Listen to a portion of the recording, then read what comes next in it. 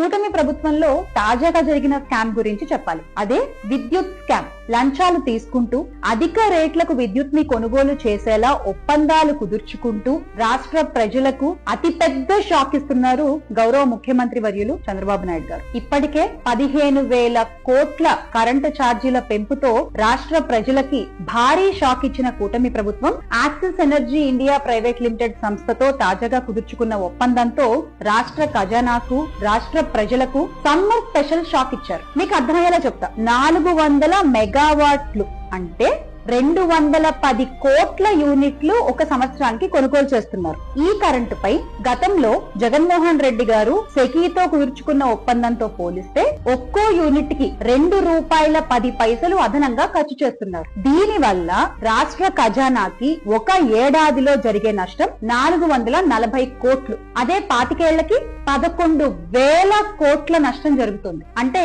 ఈ స్కామ్ విలువ ఎంతండి? 11,000 కోట్లు అన్నమాట. నాటి ముఖ్యమంత్రి వైఎస్ జగన్మోహన్ రెడ్డి గారు సోలార్ పవర్ ని ఒక యూనిట్ కి ₹2.49 కొనుగోలు చేసేలా అప్పట్లో సెకీతో ఒప్పందం కుదుర్చుకుంటే ఎన్ని మాటలు మాట్లాడారండి. ఒక యూనిట్ ₹1.99 దొరుకుతున్నప్పుడు ఇంత ఖర్చు చేయడం ఎందుకు, ఈ ఖర్చుల వల్ల రాష్ట్రం దివాళా తీసేస్తోంది అంటూ మీరు ఎల్లో మీడియాల్లో యాగి చేయలేదా? ఆయనపై అబద్ధపు ఆరోపణలు చేయలేదా? మరి ఇప్పుడు మీరు చేస్తున్నది ఏంటి? ఆ ఒప్పందంతో పోల్చుకుంటే, జగన్మోహన్ రెడ్డి గారు సెకీతో కుదుర్చుకున్న ఒప్పందంతో పోల్చుకుంటే ఇప్పుడు మీరు ఒక్కో యూనిట్ కి ₹2.10 అదనంగా ఖర్చు చేస్తున్నారు కదా. ఇది నిజం కాదా? దీని వల్ల రాష్ట్ర ఖజానాకు ఒక ఏడాదికి 440 కోట్ల నష్టం జరుగుతోంది అన్నది వాస్తవం కాదా? మీ అనాలోచిత నిర్ణయం వల్ల రాష్ట్రంపై 25 సంవత్సరాల పాటు అదనపు భారం కొన్ని వేల కోట్లు పడనుంది అన్నది మీరు కొట్టేయగలరా?